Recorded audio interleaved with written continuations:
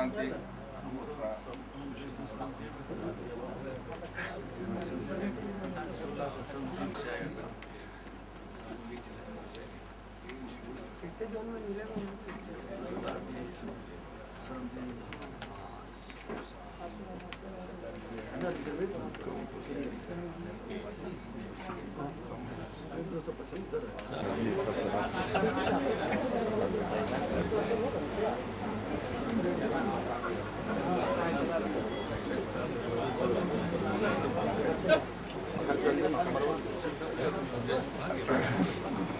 गोपाल ले लिया तो अपने पास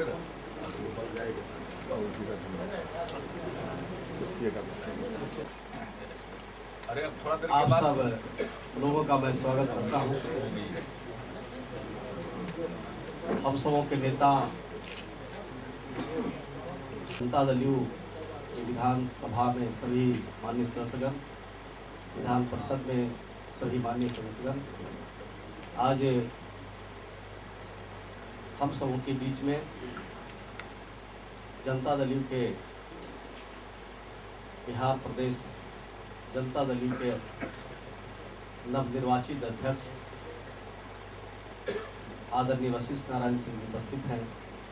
मैं विधानमंडल की इस बैठक में आपका स्वागत करता हूं।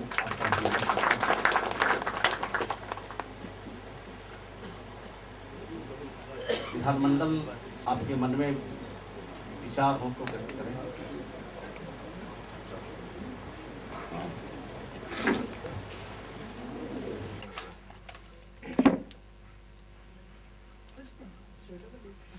आज हम लोगों के जनता दल यू विधानमंडल दल की बैठक थी,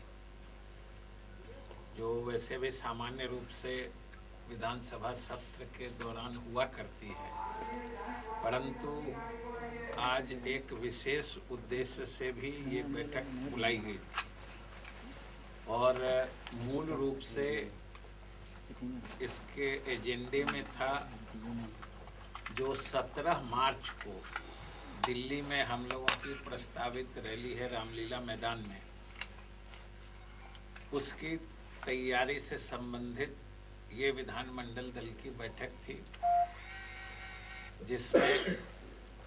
माननीय मुख्यमंत्री जी और प्रदेश अध्यक्ष वशिष्ठ बाबू भी उपस्थित थे और उसमें रैली की तैयारियों के संबंध में विशेष रूप से चर्चा हुई। इसमें अन्य बातों के अलावा आज एक हम लोगों के लिए एक अच्छी खबर या किसी भी बिहारवासी के लिए काफ़ी उत्साहजनक खबर एक आई है। आप लोग सभी जानते हैं कि आज केंद्र सरकार के द्वारा संसद में जो आर्थिक सर्वेक्षण रिपोर्ट होता है उसे प्रस्तुत किया गया है और जहां तक आर्थिक नीतियों की बात है, यह केंद्र सरकार का सबसे महत्वपूर्ण दस्तावेज होता है, क्योंकि पिछले समय में जो आर्थिक नीतियां रही हैं केंद्र सरकार की, उसकी समीक्षा होती है और उसके आधार पर जो आने वाले वर्ष में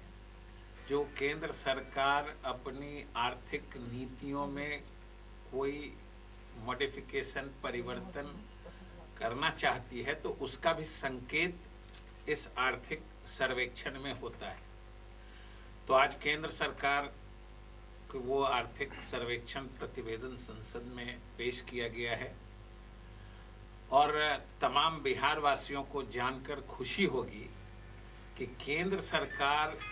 ने भी जो आर्थिक सर्वेक्षण पेश किया है उसमें जो हमारा विकास दर है या जो हमारा ग्रोथ रेट है वो पूरे देश में सभी राज्यों से अधिक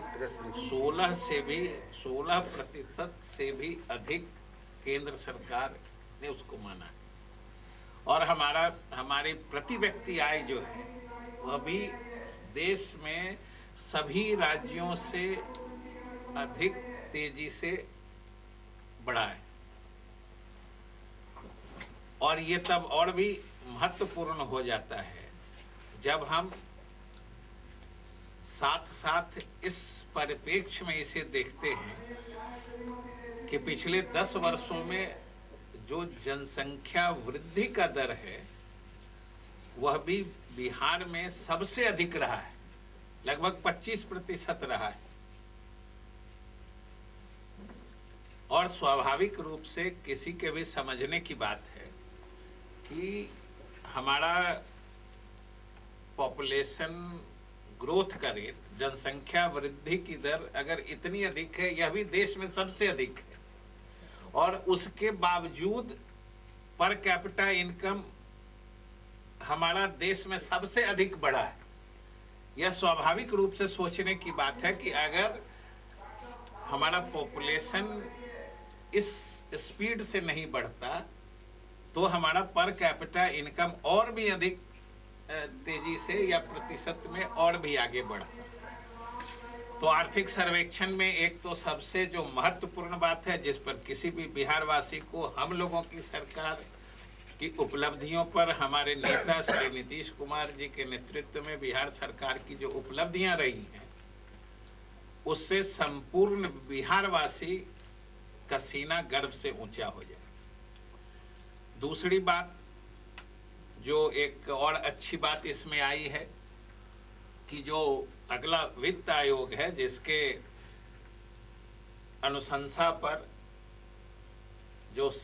केंद्रीय राजस्व का केंद्र और राज्य सरकारों के बीच बंटवारा होता है, उसके लिए भी वो लोग जो पहले से मानक रहे हैं उसमें उन्होंने परिवर्तन की बात कही है, जिस बात को हम लोग सरकार की तरफ से और विशेष रूप से हमारे नेता मुख्यमंत्री बराबर इस बात को उठाते रहे। इसलिए वो भी एक अच्छी बात है और हम आशा करते हैं कि उसका एक फेयर डिस्ट्रीब्यूशन का पैटर्न होता है वो अपनाया जाएगा। और जो सबसे बड़ी बात और सबसे सकारात्मक बात जो उस आर्थिक सर्वेक्षण प्रतिवेदन में है, जो एक तरह से हम बिहारवासी जो मुख्यमंत्री जी के नेतृत्व में लगातार मांग करते रहे हैं, और जो हमारी 4 नवंबर की रैली का संकल्प था, जो संपूर्ण बिहार से आए हुए लोगों ने संकल्प लिया था कि जो विशेष श्रेणी राज्य का दर्जा देने का जो आज तक का मापदंड है वह सही नहीं है, उस पर पुनर्विचार होना चाहिए। और आज हमको कहते हुए प्रसन्नता हो रही है कि जो मुख्यमंत्री जी के नेतृत्व में हम लोगों की सरकार ने, जनता दल यू ने और बिहार वासियों ने जो पहल की, आज उसका प्रतिबिंब या उसका रिफ्लेक्शन इस आर्थिक सर्वेक्षण रिपोर्ट में आया है। इसमें स्पष्ट रूप से कहा गया है कि आने वाले समय में भारत सरकार जो विशेष श्रेणी राज्य का दर्जा देने के जो आज तक के मापदंड हैं, जो 5 वो आज तक निर्धारित करके रखे थे,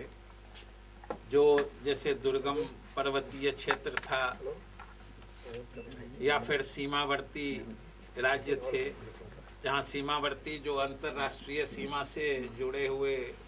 जगह थे, या फिर जनजातीय आबादी जहाँ पे बहुत अधिक थी, या जहाँ की वित्तीय स्थिति बहुत खराब थी, या इन सबों के अलावा जो मापदंड हम लोग कहते थे कि यही मापदंड काफ़ी नहीं है, इसके अलावा जो नेशनल एवरेज है, जो राष्ट्रीय औसत है प्रति व्यक्ति आय का, प्रति व्यक्ति निवेश का, उससे जिनकी दूरी जहाँ तक ज़्यादा है वो सब भी इस मापदंड में आने चाहिए, तभी इसका फेयर डिस्ट्रीब्यूशन हो सकता है। और आज के आर्थिक सर्वेक्षण में इस बात को माना गया है और केंद्र सरकार के द्वारा एक तरह से इस बात को स्वीकार किया गया है कि जो अभी तक के मानदंड हैं विशेष श्रेणी राज्य के दर्जा प्रदान करने के लिए, उस पर पुनर्विचार की आवश्यकता है। यह सबसे तो पहले आज तक जो हम लोग बिहार वासियों की आवाज़ उठाते रहे हैं और माननीय मुख्यमंत्री जी के नेतृत्व में बिहार के हक की बात करते रहे हैं, आज उसकी पहली सफलता या हम लोगों का कहना कितना वाजिब है, उसका रिफ्लेक्शन इस आर्थिक सर्वेक्षण में साफ रूप से दिखता है। और हम आशा करते हैं कि जो अगर केंद्र सरकार के इस आधिकारिक दस्तावेज में इस तरह की बात आई है तो इसकी अंतिम तार्किक परिणति तक ये बात पहुंचेगी। और इस क्रम में ये तो एक तरह से उन्होंने मापदंड पर पुनर्विचार किया है और इसका अंतिम जो सकारात्मक इसकी परिणति है वो बिहार को विशेष श्रेणी राज्य का दर्जा प्रदान करके ही इसकी अंतिम तार्किक परिणति होगी, जिसके लिए आज विधायक दल की बैठक में माननीय मुख्यमंत्री जी और प्रदेश अध्यक्ष के नेतृत्व में यह निर्णय लिया गया है कि इसे भी, जैसे हम लोगों ने 4 नवंबर की रैली गांधी मैदान में ऐतिहासिक रूप से सफल की थी, उसी तरीके से 17 मार्च की रैली रामलीला मैदान दिल्ली में भी सफल होगी। यही हमारा निर्णय है। कुछ टास्क भी दिया गया होगा कि सारे विधायक अब इस काम में भी लगेंगे, जो और मुख्य रूप से हम लोग यहाँ से जाने से अच्छा हम लोग का ये एक तरह से सोच बनी है कि यहाँ से जितने बिहारवासी जाएंगे उससे कई गुना अधिक बिहारवासी पहले से दिल्ली में रहते हैं, इसलिए दिल्ली में रहने वाले बिहारवासियों को मोबिलाइज करना ज़्यादा व्यवहारिक है और वो ज़्यादा उत्साहित भी हैं और लोग लगे हुए हैं। दिल्ली में हम लोगों का कार्यालय का भी, पार्टी का भी ऑफिस का कैंप चलेगा और उसके माध्यम से सारी व्यवस्था का अनुश्रवण भी किया जाएगा।